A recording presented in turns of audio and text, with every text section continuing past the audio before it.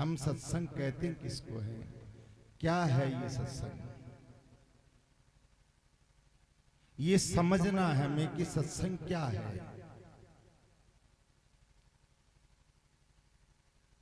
सत्संग रूपी यह एक गंगा है। एक तो जुग तारने वाली गंगा वह है मां गंगा, एक आ मां सत्संग गंगा है। सत्संग में कई ऐसा पापी हज का तिरगिया बतावे है। आप सत्संग में सुना ही जा।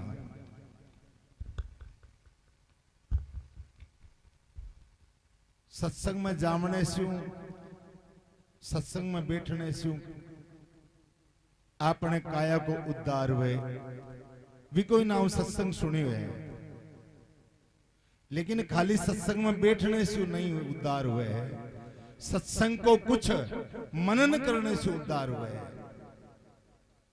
कि आपा घटरे मायने सत्संग में जा और कुछ न कुछ धारण करा सत्संग में जद उद्धार हुए।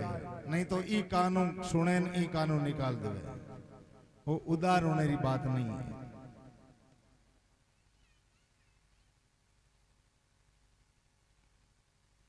बड़ी सुंदर बात है। गोस्वामी तुलसीदास जी महाराज लिखे है, बड़े वेदांत की बात है।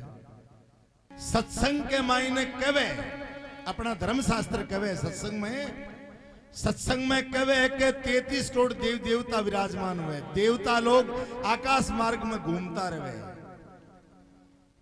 बड़े भाग मानुष तन पावा दुर्लभ ग्रंथ यूं गावा।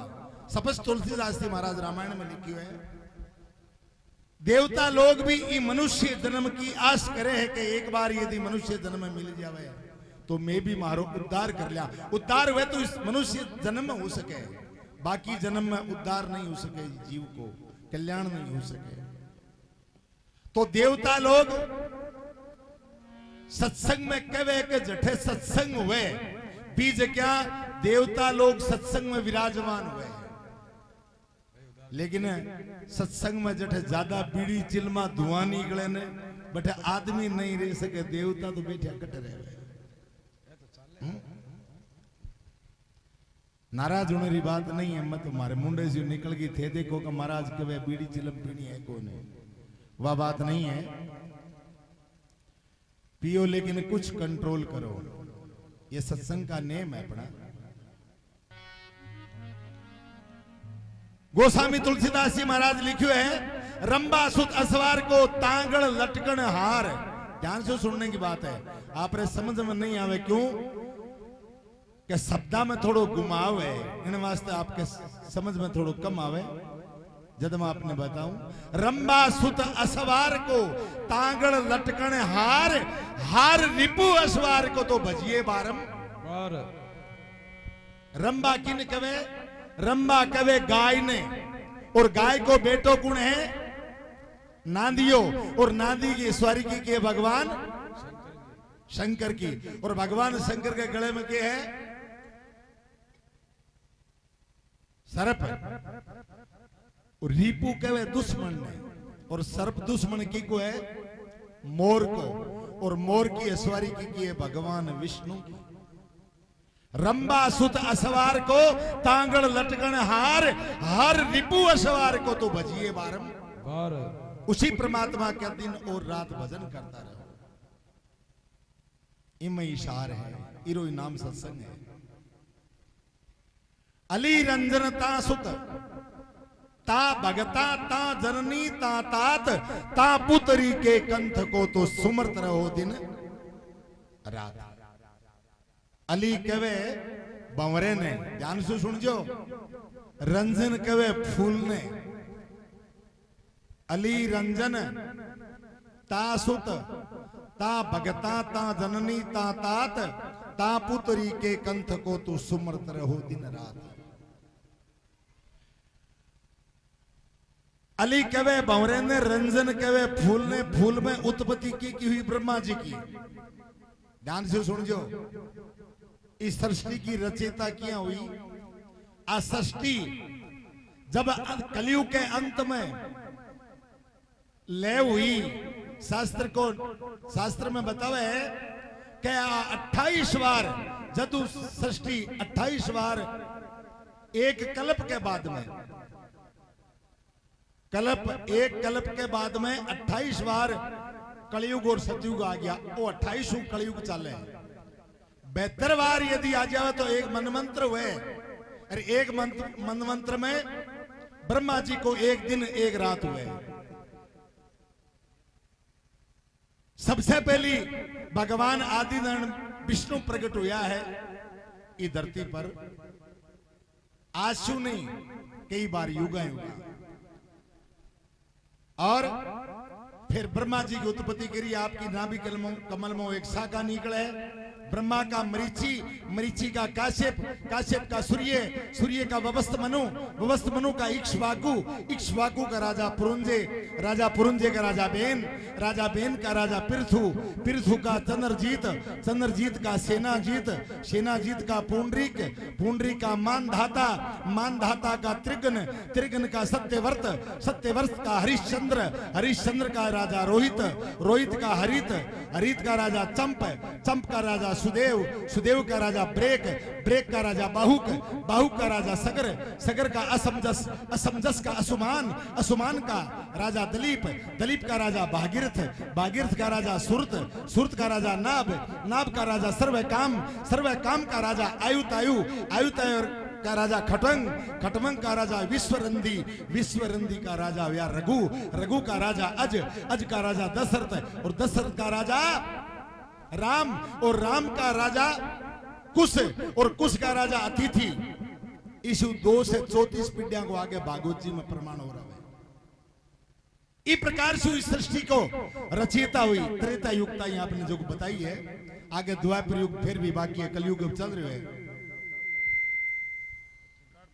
कलयुग का 5700 वर्ष बीते। अभी 5700 वर्ष कलयुग है कि तो बड़ो 4,32,000 को कलयुग है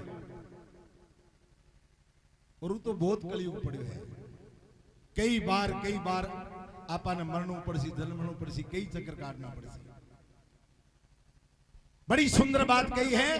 तो अली रंजन तासो तता भगता ता जननी तात। अली कवे भंवरेंद्र रंजन कवे फूल में उत्पत्ति ब्रह्मा जी की हुई। ब्रह्मा जी की स्वारी की है हंस की और हंस के खावे मोती और मोती खटनी बजे सीप में और बा सीप के खटे रहे समुद्र में और समुद्र में सीप रहे समुद्र में। समुद्र की बेटी कुणे लक्ष्मी और लक्ष्मी का पति कुणे भगवान विष्णु।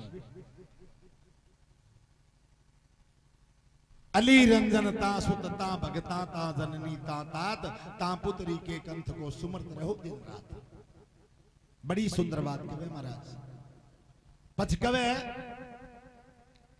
5 पूंछ 22 चरण 60 भुजा सिर 7 3 लोक वंदन करे प्रभु जग में है विख्यात। 5 पूंछ 22 चरण। 5 तो पूंछ है लेकिन 22 पग है। वह चीज की है। तुलसीदास जी महाराज लिखे है। महाभारत को फोटो देखियो इसी आपा। अठीने कैरवा की सेना खड़ी है, अठीने पांडवा की सेना खड़ी है। बीच में श्री कृष्ण भगवान को रथ खड़े है। रथ में कौन है? भगवान श्री कृष्ण और अर्जुन। रथ के 4 घोड़ा है। 4 घोड़ा का कितना पूंछ हुआ? 4 हुआ, लेकिन एक पूंछ और बतावे कभी।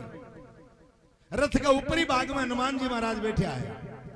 5 पूंछ 22 चरण 4 चौक 16 घोड़ा का पग हुआ। 2 हनुमान जी महाराज का, 2 भगवान श्री कृष्ण का, 2 अर्जुन का कितना हुआ? 22 चरण 60 भुजा। 60 कवे 6 ने। संस्कृत को शब्द है 60 कवे 6 ने 6 भुजा। 60 भुजा। 2 हनुमान जी महाराज की, 2 भगवान श्री कृष्ण की, 2 अर्जुन की कितनी? सिर 7 4 घोड़ा का 3 वांगा। सिर 7 3 लोग वंदन करे प्रभु जग में है विख्यात। ऐसे प्रभु का दिन और रात भजन करते रहो।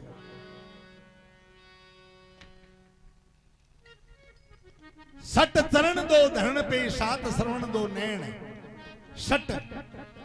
सट मानी 6 पग तो 6 है, लेकिन 2 ही धरती पर टिकोड़ा है। वो कौन है? श्रवण कुमार। श्रवण कुमार कावड़िया है। कावड़िया माँ बाप है। दो पग मारा दो बापरा लेकिन चारों पग अदर है, दो ही धरती पर सट चरण, दो धरण पे सात श्रवण दो नैण। श्रवण कवे कान ने, दो कान माँ का, दो बाप का, दो श्रवण कुमार का, और एक श्रवण कुमार को वो ही नाम लिखी जाए जको श्रवण लिखी जाए जको ही। सात श्रवण दो नैण, क्यों माँ बाप आंखें अंधा है देख नहीं सके। दो नैण जिनके रिपु के, रिपु कवे दुश्मन ने, जिनके रिपु के सुत को, सुत माने बेटा, जिनके रिपु के सुत को तुम बसते रहो दिन रात। और श्रवण कुमार का दुश्मन कौन है? दशरथ जी महाराज। और दशरथ जी का बेटा मर्यादा पुरुषोत्तम भगवान श्री रामचंद्र जी महाराज, जिनके रिपु के सुत को तुम बसते रहो दिन रात। बोलिए भक्त वत्सल भगवान की, माता पिता गुरुदेव की।